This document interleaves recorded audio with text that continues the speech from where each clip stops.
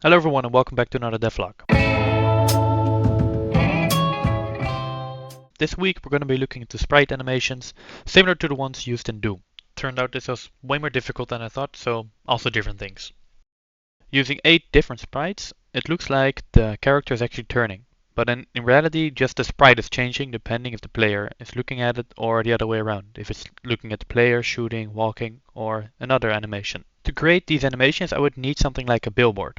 These are just different sprites which change depending on the animation. Before making these sprites, I also have to think about the palette. This palette was used in the original Doom because of the limitations of RAM.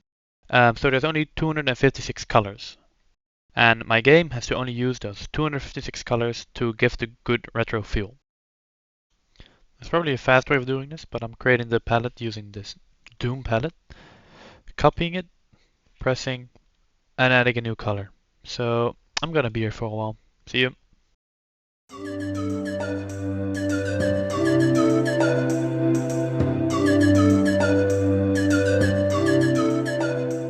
Okay, never mind. I'm gonna look for something else. This is not working.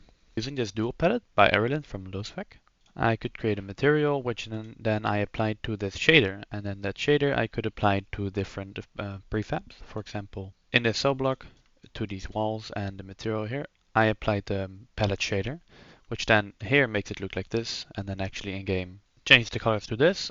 But keep in mind that I do have a render texture which makes it that retro or that pixel look, not on the gun, but on everything else.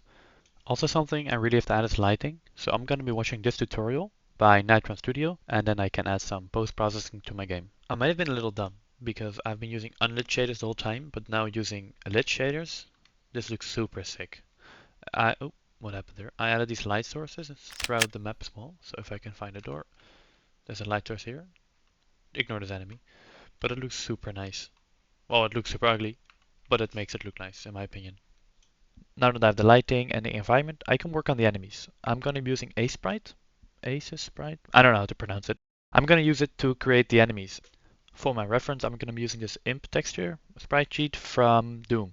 Because I don't have any previous experience, I'm just going to base it off this and work from there. Using this little imp, I think I can create a prison guard. Now this is just the front and there has to be way more sprites, but let's start with this one. Adding the sprites or trying to animate them is probably something way bigger than I thought it was going to be. So for now I'm just going to focus on gameplay elements as in these doors that can open different rooms, and also I added this. You should, there's a little decal now. Also on here which I have to fix. But besides that, I just have to focus on the game elements and then the sprites can come later and I can spend a bit more time on those. The enemies now have a melee attack. They don't have an animation, but my health goes down when I'm near them. Or it, oh, well there it goes. Maybe I've changed the range. But it slowly goes down, and then when it reaches 0, then it says player died. So, oh, and I'm super dead. I'm minus 60% dead. No. While I was checking the last clip, the health bar kind of bothered me. Oi. So now I have it in red, and as you can see, there's kind of a texture on top of it. And also, wait, look at this. I really like this. The texture on the text is actually the same as this duct over here. As you can see, there's like a cross here. That's the same here. But it makes it look kind of metal-y. So it looks good. I've been changing the UI a little. So now if this guy can leave me alone, and you pause, you have these little arrows on the pause menu, which I really like. It gives a nice touch. I've added this little health pack now as well. So if you walk over it, I have 20%. And now it's 45 because it heals for 25. Kind of getting overwhelmed with so much stuff that I can do in the Unity that I don't know where to start with my game. So now I have the enemies, I have the health pickup, I have the gun, the level that spawns, a little bit of a UI, but I think I should just make it a complete game so that I can test it in maybe a month or two with other people. So with that, I want to make the actual gameplay core work. The player spawns in and can choose, for example, a weapon out of 3. They have different kind of stats, and some are melee and some are ranged. This looks ugly, don't worry. I just to give a little perspective. You start and you can choose out of 3 items, and those items decide your journey. For example, this would be stronger in melee, this would be ranged, and this one would, for example, be life steal. So if you hit an enemy, you can get some health back. After choosing that, they make their way throughout the level, and they find different items that again they can upgrade. For example, their starter weapon or a different stat, so more health, more armor, or they can hold more bullets.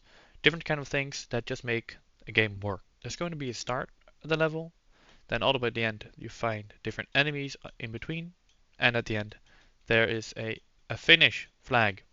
Not a finish, but a finish flag. I don't know. So you can go from start all the way to the end, and there's an actual goal to achieve. Of course, there's no real end because this is a roguelike, so there's a fake end because the enemies just keeps getting stronger and then you can't keep up anymore. But you get the idea. So then, for the upcoming weeks, I'm just going to be working on the big picture in my game and not really small elements. I just want to make my game work so I can let other people try it. So thank you for watching, and I'll see you next week. Goodbye.